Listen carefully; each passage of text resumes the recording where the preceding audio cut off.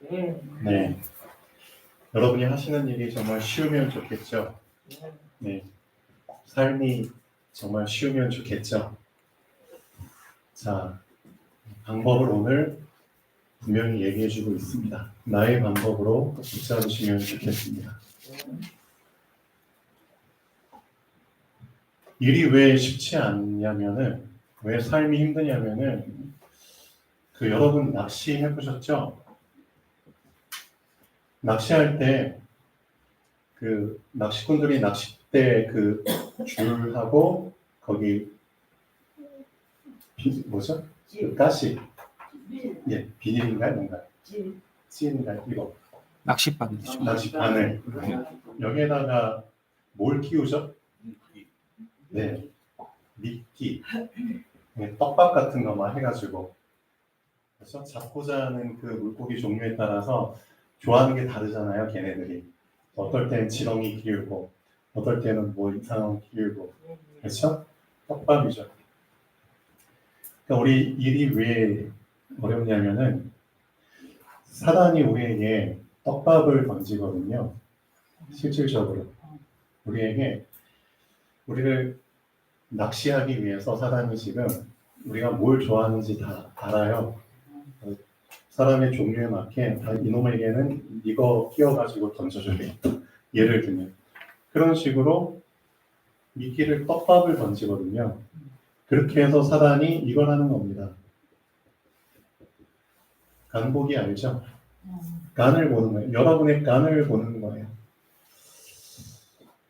근데 여기에 걸려들면은 일이 어려워지는 겁니다. 맞죠? 여기에 걸려들면 삶이 힘들어지는 겁니다. 그렇죠?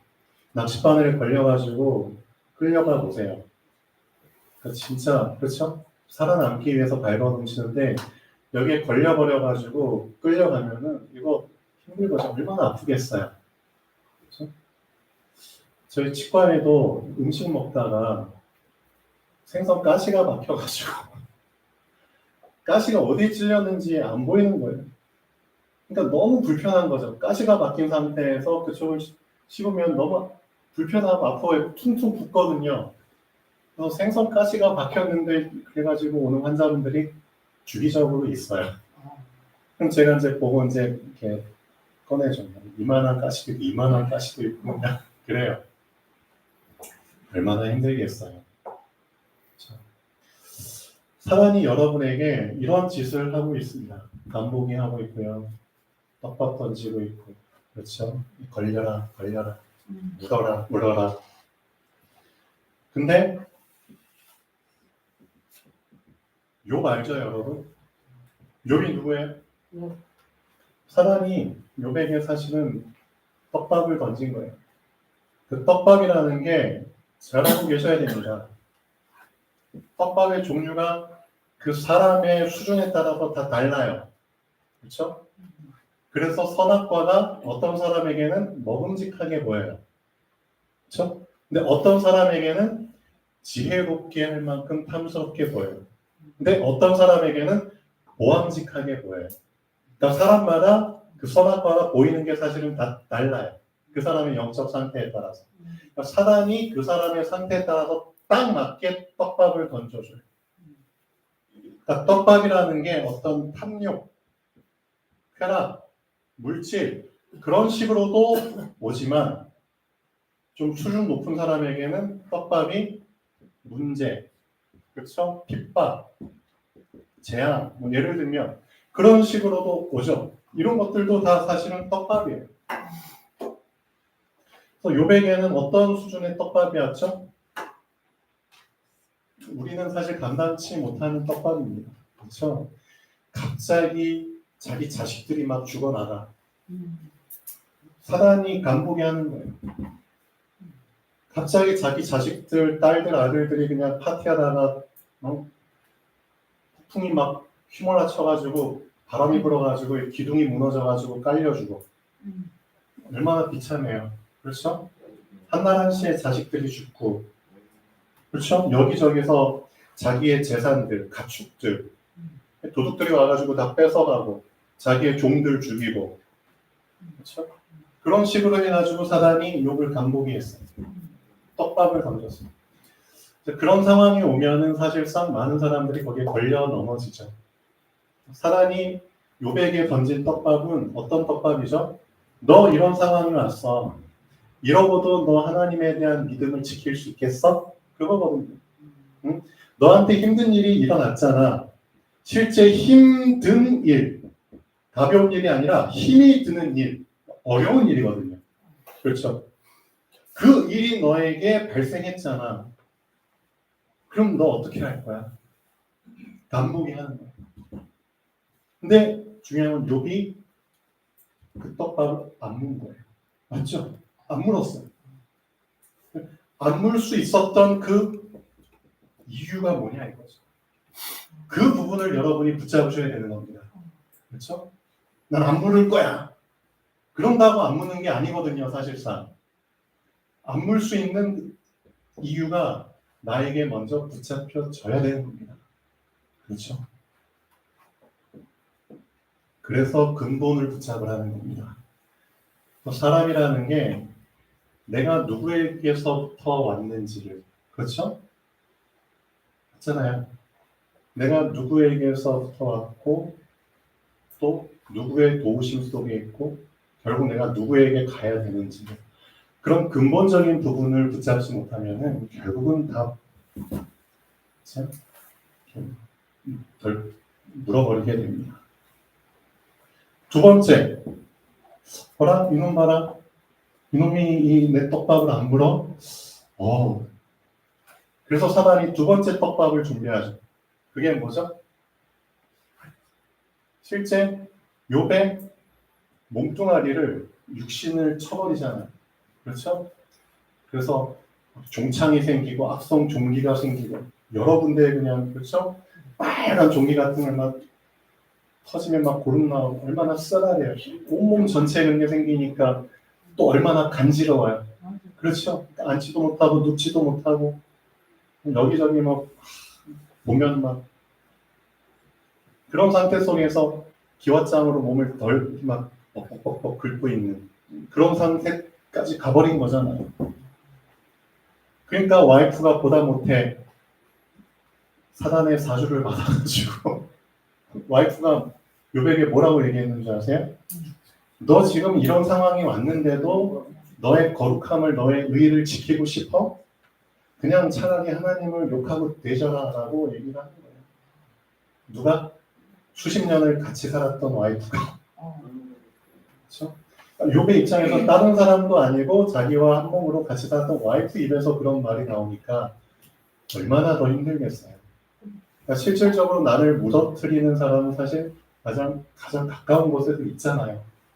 그러니까 결국 나의 신앙생활을 가장 방해하는 사람이 내 남편일 수도 있고 와이프일 수도 있고 부모일 수도 있고 자식일 수도 있죠. 그렇죠? 욥도 마찬가지인 거예요. 그러니까 사단이 그런 식으로 떡밥을 던진다니까요. 나를 가장 힘들게 하는. 자식놈들이 그냥 나를 힘들게. 그렇죠? 예를 들면 그럴 수 있고. 근데 그런 상황임에도 불구하고 떡밥을 물질 않았어요. 사단의 간보기에 넘어가질 않은 거죠. 그럴 수 있었던 이유가 뭐냐 이거죠. 여러분에게 이 이유가 붙잡혀지지 않으면 미안하지만 100이면 100 다 결국은 울게 돼 있습니다. 근데 질질 끌려가게 돼 있는 거죠. 그렇죠?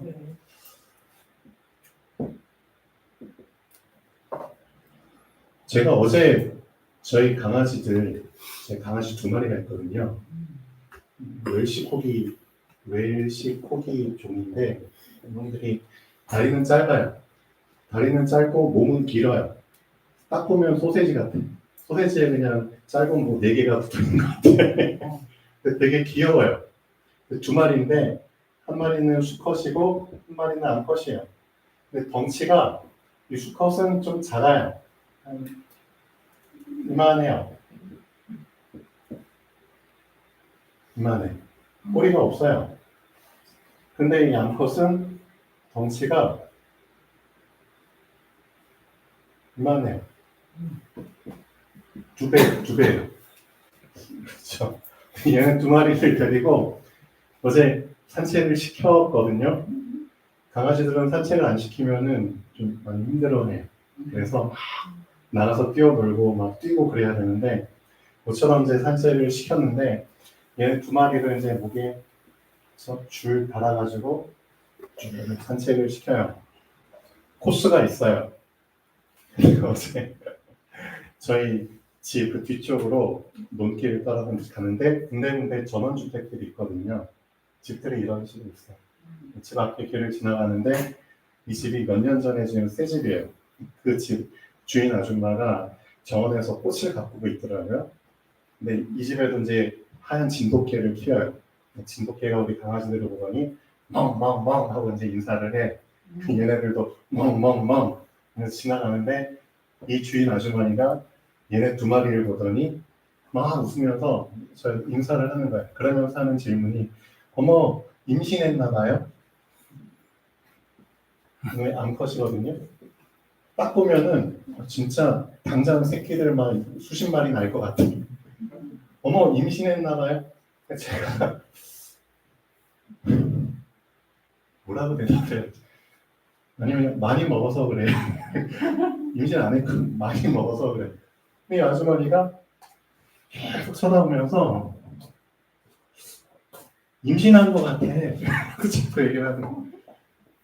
그래서 많이 먹어서 그래요. 살 빼려고 지금 운동시키고 있어요.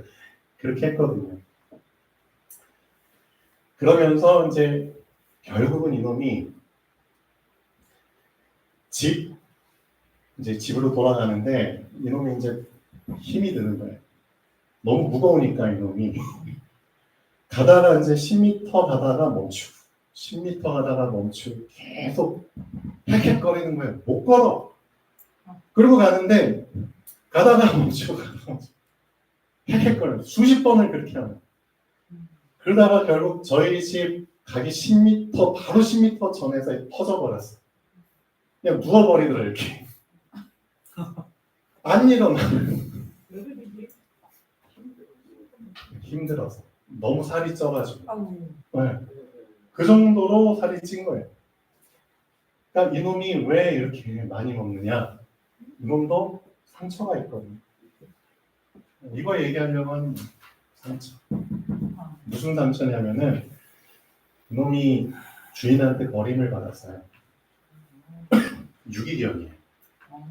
네, 이제 이놈을 제가 2년 전쯤에 작년 2월 달에 입양을 했어요. 1년 좀 넘었는데 이놈이 주문진에서 발견이 됐어요. 주문진에 보신 분들 계시죠? 네, 주문진의 어떤 아파트 단지 앞에 풀숲에서 이놈이 쪼그리고 이렇게 앉아있는 게 발견이 돼서 신고가 들어와서 그 강릉시의 동물 사람 센터라고 있어요. 유기견 센터. 거기에서 전화를 받고 가서 이놈을 데리고 온 거예요. 그래서 그 센터에서 데려와서 이제 데려오기 전에 어디서 이제 딱 포획했는지를 증거 사진으로 남기거든요. 그래서 이놈은 여기 풀숲에서 잡았습니다.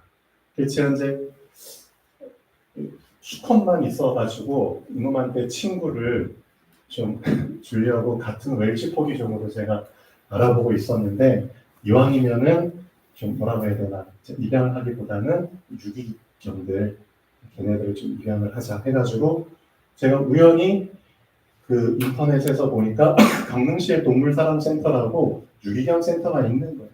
거기를 제가 시간 날 때 한 번씩 보는데 거기에 이제 다른 강아지들 그렇죠? 딱 이렇게 길거리에다가 이제 포획된 그런 강아지들 쭉 올리는데 웰시코기는 아직 한 마리도 없더라고요. 근데 어느 날 딱 보니까 웰시코기 한 마리가 딱 올라온 거예요. 그래서 이제 얘네들을 그 동물사람센터에서는 어떻게 해주기를 원하냐면은 다시 분양을 하기를 원하는 거예요. 다시 누군가 입양해 주기를 원하는 거죠. 입양해 주세요라고 이제 사진을 띄우고 글을 짤막하게 올리죠. 얘는 어디서 자랐고 뭐 어떤 상태고 어떤 병이 지금 있습니다. 예를 들면 그런 것들을 정보를 좀 올려주거든요. 보니까 이놈이 사진이 올라온 거예요. 근데 사진을 보니까 너무 이제 마음이 아프죠, 사실은. 그러니까 이제 진짜 뼈가 등가죽에 붙었다는 걸 표현하잖아요. 정말 뼈가 등가죽에 붙어가지고 그 상태로 그냥 이렇게 쭈그리고 앉아있는 모습이 너무 그렇죠. 제 마음에 반겨가지고 연락을 했어요. 연락을 해서 제가 얘를 이제 분양을 하겠습니다. 그래서 이제 이건 분양하기 전에 어떤 절차가 필요하거든요. 그러면 뭐 이제 얘가 이건 어떤 기생충에 신장 사상충이라는 기생충이 있고 몸 상태가 안 좋고 하니까 우선 동물병원에서 어느 정도 회복을 시키고 그 다음에 뭐 입양을 하시는 게 낫겠습니다. 그래서 이제 그런 기간 동안 기다렸죠. 한 달 정도 기다리고 나서 이놈을 입양을 했어요. 그리고 나서 이제 저희 집에 이제 데리고 왔죠. 데리고 와서 제가 이놈한테 너무 배가 고픈 것 같으니까 저도 이제 잘 모르니까 먹을 것을 이만큼 줬어요.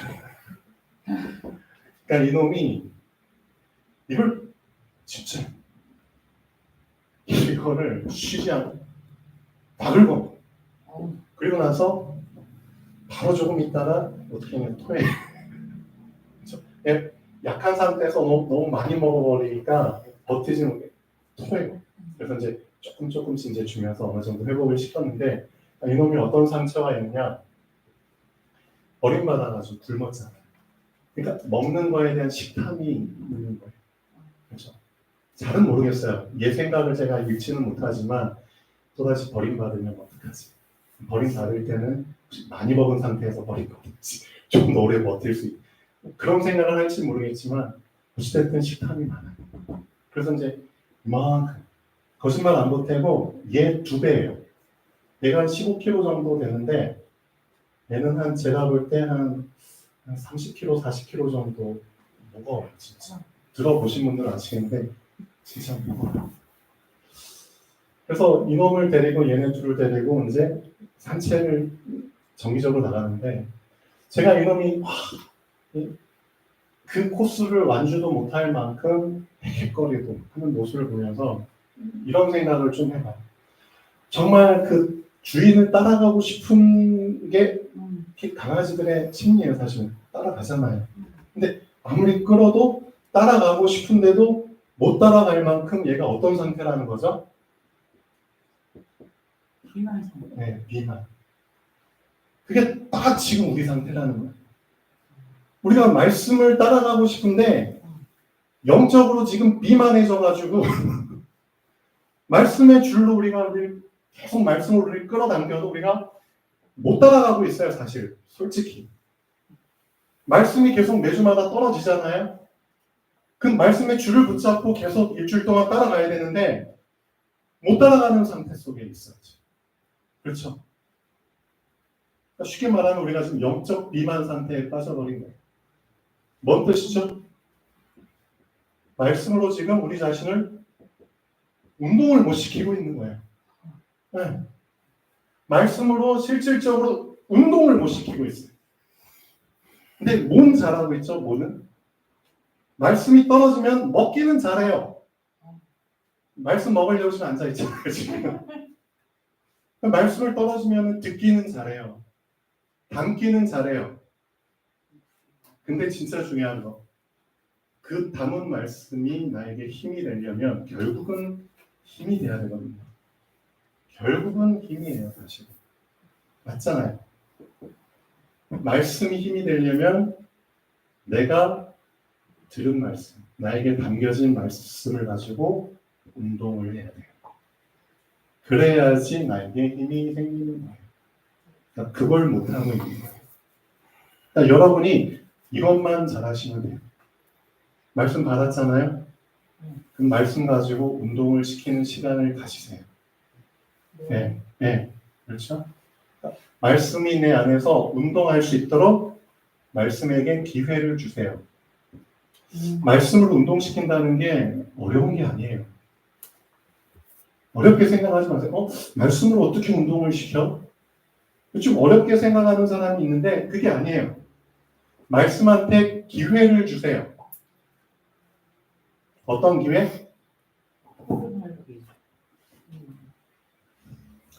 그러니까 말씀이 우리 현실 속에서 현실이 보이는 세상이잖아요. 보이는 세상. 그렇죠? 말씀이 내가 처한 현실 상황, 내 생각, 내 감정 속에서 드러날 수 있는 기회예요. 네.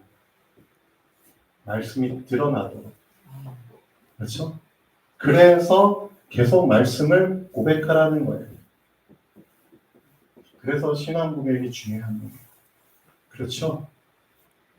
하나님의 말씀을 계속 여러분 생각과 마음속에 담아둔 상태로만 계시지 마시고 그것을 실제로 내 보이는 현실 속에서 내 보이는 상황 속에서 계속 드러내셔야 돼요. 고백을 하셔야 된다. 왜? 말씀은 선포되라고 있는 거예요. 알고 계셔야 돼요. 그래서 하나님이 이 세상을 창조하실 때 말씀을 안 하시고 그냥 생각으로 마음으로 창조하신 게 아니에요. 네, 하나님이 직접 말씀으로 명령을 하셔서 창조하신 거예요. 성경 보세요. 하나님이 가라사대, 그렇죠? 빛이 있으라 선포하신 거예요. 그러니까 말씀이 운동할 수 있도록, 말씀이 실제 자기 역할을 할 수 있도록 선포를 해야 되는 거예요. 이해되셨죠? 그때 그 말씀이 진짜 나에게 힘이 돼서 나를 끌고 갈 수 있는 거예요. 그러니까 그 부분을 우리가 사실은 안 하고 있는 거예요. 그것만 잘해주시면 돼요. 그렇죠? 먼저 말씀을 내 자신에게 선포할 수 있는 시간을 만들어 보세요. 예. 그리고 시간을 만들면은 그 시간을 이제는 고정시켜 보도록 해보세요. 그렇죠? 그러니까 말씀이 나에게 계속 선포되고 드러나는 그 시간만 고정되면은 난 어떻게 되는 줄 아세요?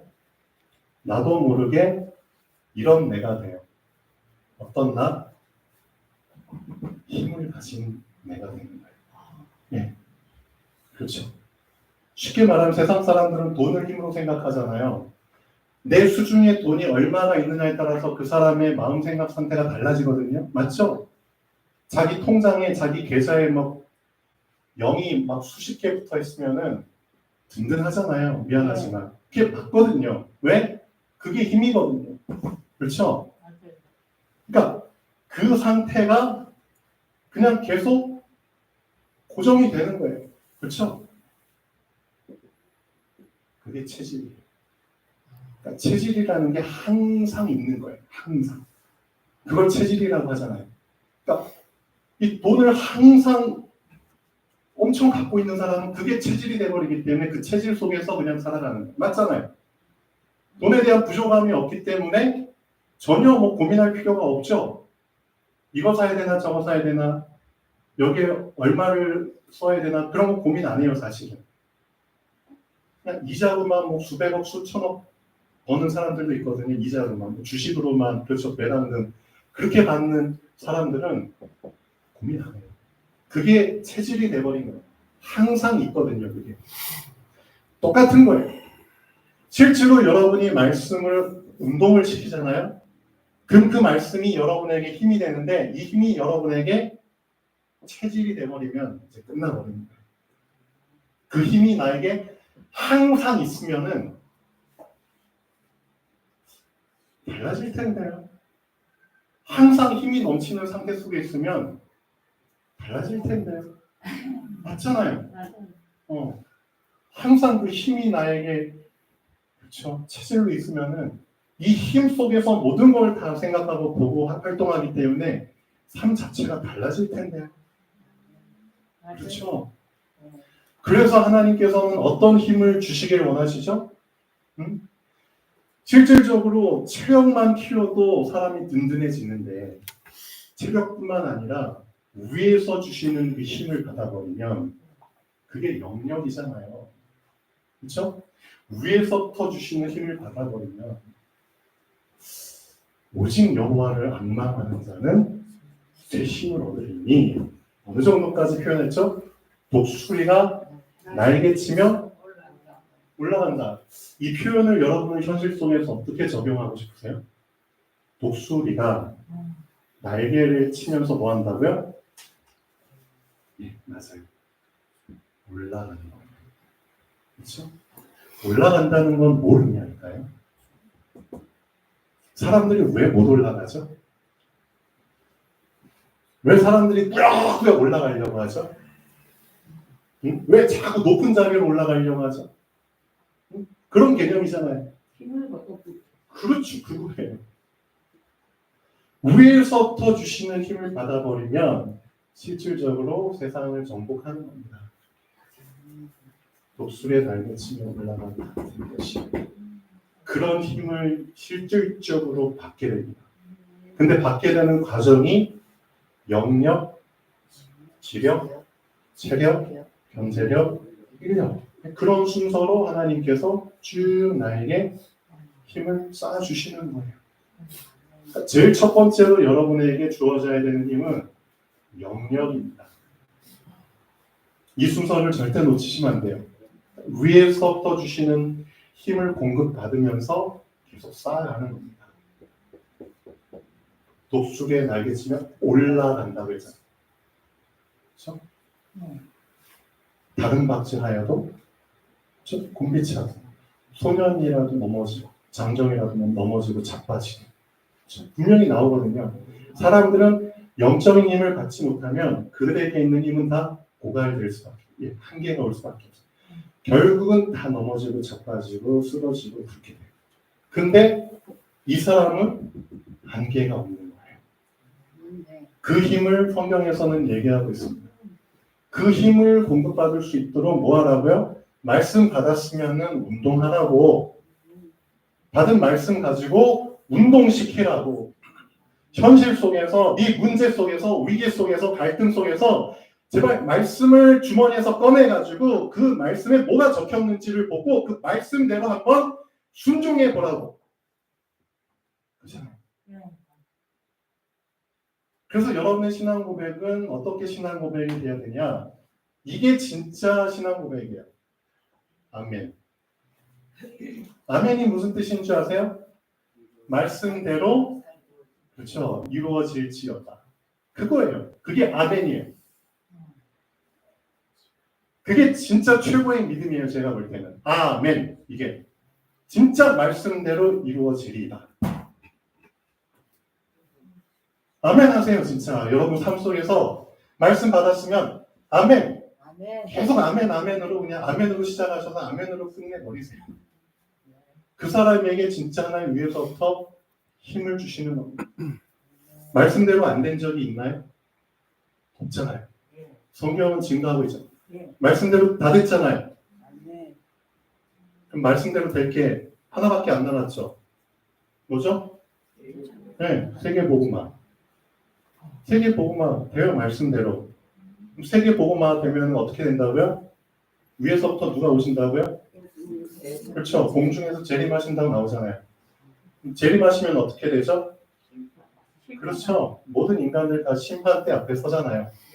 심판통에서 자기가 갈 곳이 정해지잖아요. 그렇죠? 그리고 나서 우리에게 뭐가 주어져 있죠?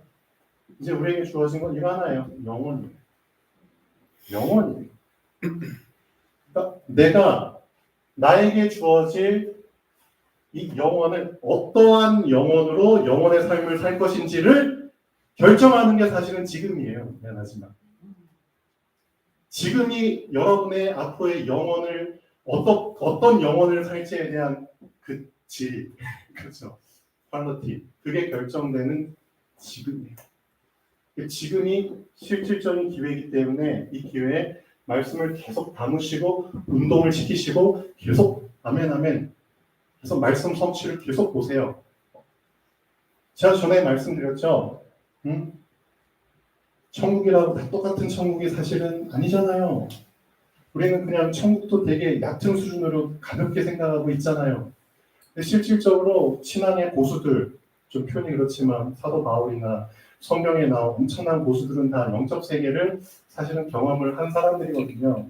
성경이 기록은 안 됐지만 그 사람들이 쓴 정경이 아닌 외경들도 많아요. 외경, 성경에 글씨는 못했지만 근데 그런 부분들을 또 이제 나중에 관심이 있어서 참고하시는 분들도 있겠지만 신학대학 가면 다 배우죠.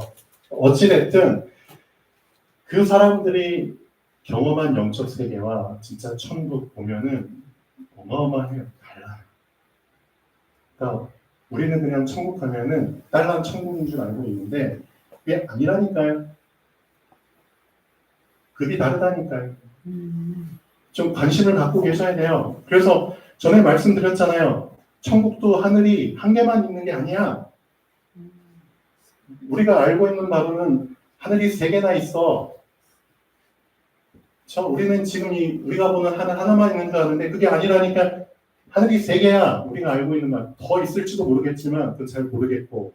첫째 하늘 있고 둘째 하늘 있고 셋째 하늘이 있어. 사도 바울이 고린도전후서 보면은 기도하다가 몇째 하늘에 끌려 올라갔죠? 셋째 하늘에 끌려 올라갔잖아요. 세 번째 하늘이라니까요. 그럼 밑에 몇 번째 하늘이 있죠? 두 번째 하늘이 있어요. 그럼 더 밑에는 첫 번째 하늘이 있어요. 그러면 상식적으로 생각해 보시죠. 첫 번째 하늘을 하늘로 이고 사는 사람들이 있을 거고, 그렇죠? 두 번째 하늘을 하늘로 이는 사람이 있을 거고, 세 번째 하늘을 하늘로 이고 살아가는 사람들이 있을 거예요. 나눠져 있다니까. 어떻게 보면 똑같은 천국이지만 이런 부분들이 있겠죠. 이 세상도 마찬가지잖아요. 급에 따라서 사는 곳이 다르고 만나는 곳이 다르고 하는 일이 다 다르잖아요. 급에 따라서. 그러니까 하나님께서도 어느 하늘과 가장 가까운 곳에 보좌를 펼치고 계실까요? 그렇죠. 셋째 하늘이겠죠. 하나님과 가장 가까운 곳이 셋째 하늘이겠죠. 하나님을 진짜 항상 보고 살겠죠. 셋째 하늘에 있는 사람들. 예를 들면 기회예요. 내가 영원히 어떤 하늘을 이고 살 것인지 사실 지금 결정되는 거예요. 그래서 아멘으로 말씀에 힘을 얻고 말씀 누리고 말씀 성식 따라가시고 그 삶을 계속 살아보세요. 하나님께서 어떤 하늘로 가게 하실지 하나님 결정하시겠지만 영원한 삶을 여러분이 준비하는 실질적인 삶이 되셔야죠. 영원을 그냥 언제까지 막막하게 막연하게 그냥 영원 그게 아니죠. 곧 있으면 영원히 우리 앞에 온다니까요. 곧 있으면. 맞잖아요. 저도 제가 이렇게 늙을 줄 몰랐다니까요. 아, 예. 근데 제가 안 믿겨져요. 제가 50이라는 사실이 미안하지만 안 믿겨져요. 아, 예. 여러분은 얼마나 더 안 믿겨지시겠어요. 그렇죠? 그러니까 제가 살아온 인생만큼 더 살면은 100인데 그때까지 살진 저는 모르겠고요. 그것보다 더 못한 삶을 살고 저는 결국 이 앞에 서야 되잖아요. 여러분도 마찬가지잖아요. 그럼 지금 사실 발등에 불이 떨어져 있는 게 맞아요. 맞아요, 사실. 그러니까 진짜 정신 차리시고 나의 영적 비만 상태에서 이제 졸업하셔야 됩니다. 그래서 운동시키셔야 돼요. 어렵게 생각하지 마시고 그냥 계속 말씀 받았으면 아멘으로 화답하시고 그렇죠? 따라갈 수 있는 연습을 해보세요. 따라갈 수 있는. 그렇죠? 이놈도 꾸역꾸역 따라오니까 결국 집까지 오잖아요. 그렇죠?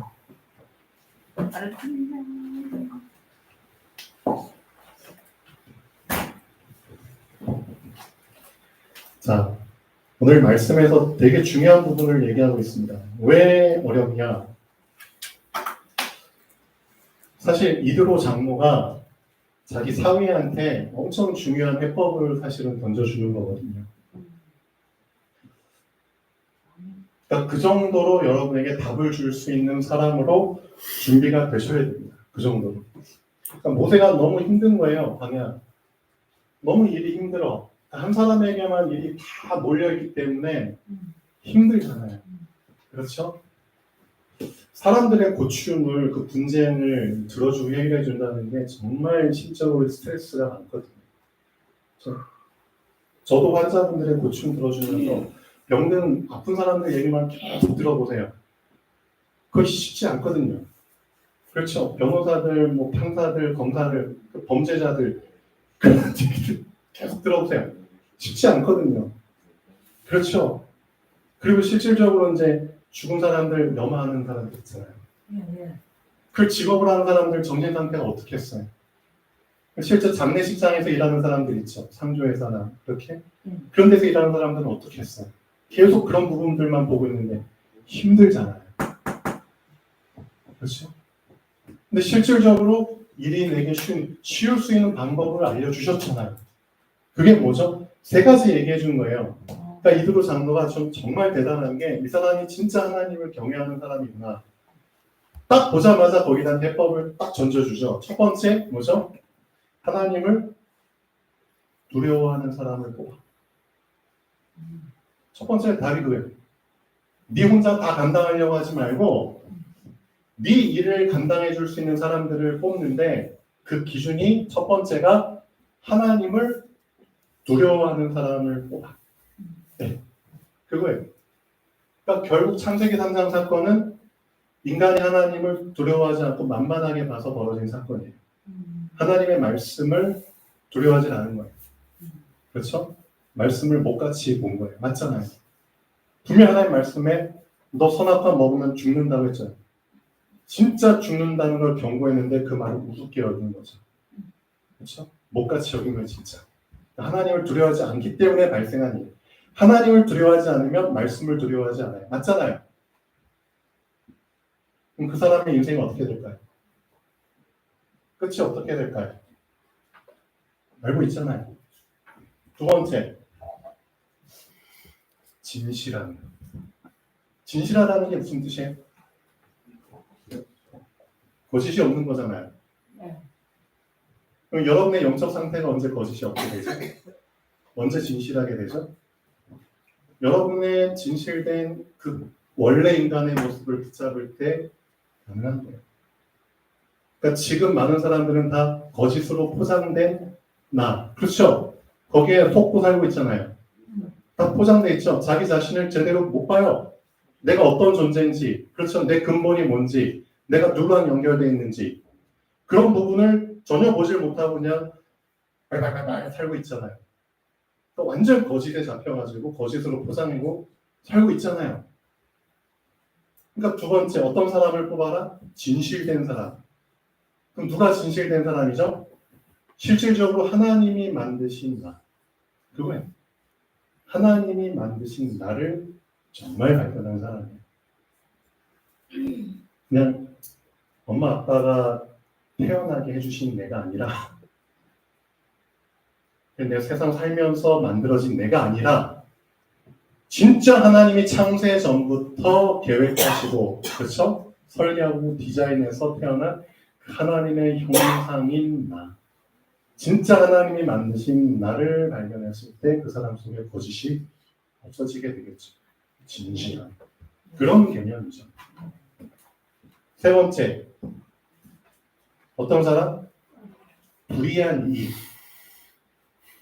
사람은 불의한 방법으로 자꾸 뭔가를 가지려고 하죠. 소유에 대한. 그렇죠? 욕심이잖아요. 탐욕이잖아요. 이 불의한 이익이 왜 생기죠? 왜 자꾸 이 불의한 이익에 걸려들게 되는 사단의 떡밥이죠. 그 이유는 딴 게 아니에요. 하나님이 주신 나의 것을 몰라서 그래요. 하나님이 진짜 나에게 뭘 주셨는지, 그렇죠? 각자의 그릇에 맞게 하나님이 다 예배해서 주셨는데 하나님이 진짜 나에게 주신 것을 볼 수 있는 눈이 없습니다. 그걸 발견을 못했으니까 자꾸 남의 떡에 관심이 많고 자꾸 내 것도 아닌데 불의한 것을 취하려고 불의한 방법을 쓰잖아요. 그게 범죄잖아요. 그렇죠. 그런 방법으로 불을 축적하면 어떻게 되죠? 대통 당하죠. 그렇죠. 그러니까 이 세 가지를 붙잡으면은 당연히 일이 쉬워지는 거예요. 맞죠? 당연한 거예요. 세 가지를 그냥 여러분 것으로 계속 담고 운동시키세요. 그렇지. 첫 번째, 하나님. 하나님 두려워해. 하나님이 두려운 존재. 두려워할 만큼, 하나님 경외할 만큼, 하나님을 사랑할 만큼 하나님을 계속 알아가. 하나님을 계속 모시세요. 나의 주인, 나의 아버지, 나의 창조주. 그렇죠? 계속 성삼위 하나님을 내 안에 모시는 그 운동을 하세요. 아까 렘넌트 예배 때 말씀드렸던 그 777 기도가 이거예요, 사실은. 두 번째, 하나님을 정확하게 알게 될 때 나를 알게 되는 거예요. 맞잖아요. 근본이 하나님이시기 때문에. 그러니까 실상을 알게 될 때 형상을 알게 되는 거예요. 그래서 하나님을 붙잡고 하나님이 만드신 나를, 내가 어떤 존재인지를, 얼마나 가치 있는 존재인지를 그걸 붙잡을 때 내가 포장된 나에게서 해방되는 거죠.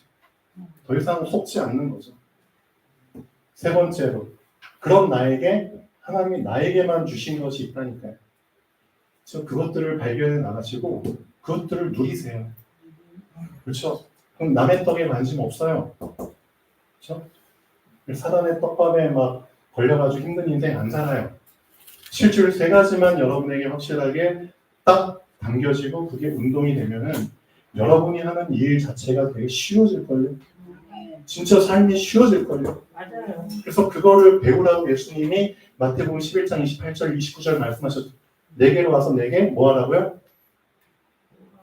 배우라. 이거 배우라는 거잖아요. 이거 배우라는 거죠. 이제 나에게 진짜 한번 배워봐. 어? 언제까지 거짓 선생한테서 배울 거야? 응? 진짜 참 선생 앞에서 한번 배워봐. 좀 배우셔서 좀 쉬워지시면 좋겠습니다. 결론 보시죠.